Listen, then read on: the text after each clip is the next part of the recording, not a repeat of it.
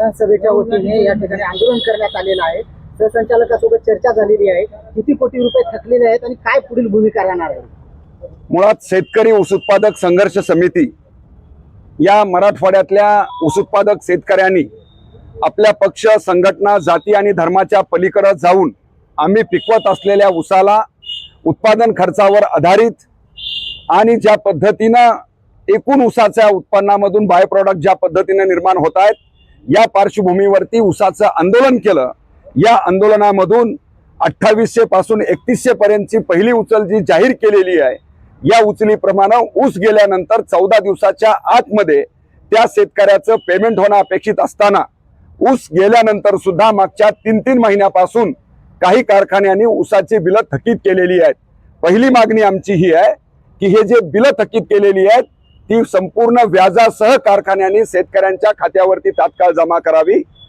त्याचबरोबर जी कारखाने ही करत नाही आहेत, RRC प्रमाणे त्यांच्यावरती कार्यवाही प्रस्तावित करावी। शुगर ऍक्ट प्रमाणे तुम्हाला दिलेल्या अधिकाराप्रमाणे साखर सहसंचालक आणि साखर आयुक्तांना या कारखानदारांवरती गुन्हे दाखल करावी।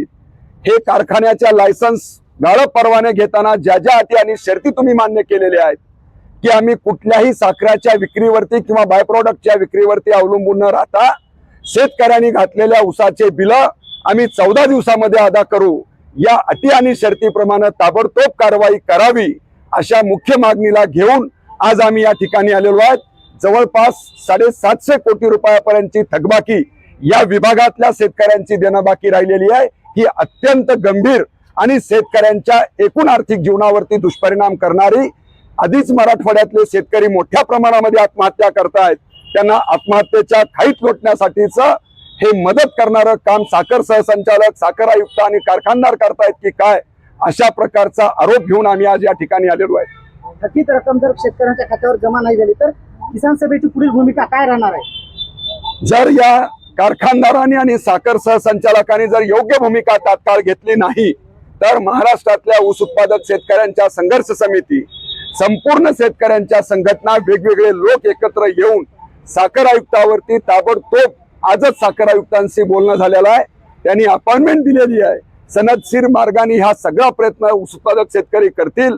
या उपरही जर अशा प्रकारचा ताबडतोब कार्यवाही झाली नाही तर शेतकरी आणि शेतकऱ्यांचा पोरगा कायदा हातात घेऊन कारखान्यावरती आणि सहसंचालक आणि आयुक्तावरती चालून गेल्याशिवाय राहणार नाही, असा इशारा या माध्यमातून आम्ही आपल्या सगळ्याला देत आहोत।